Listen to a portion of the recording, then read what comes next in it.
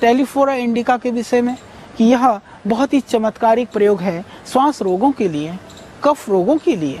तो हमने इसको फिर छाया में सुखा करके लगभग 250 mg से आधा ग्राम तक की इसकी मात्रा हमने निर्धारित की।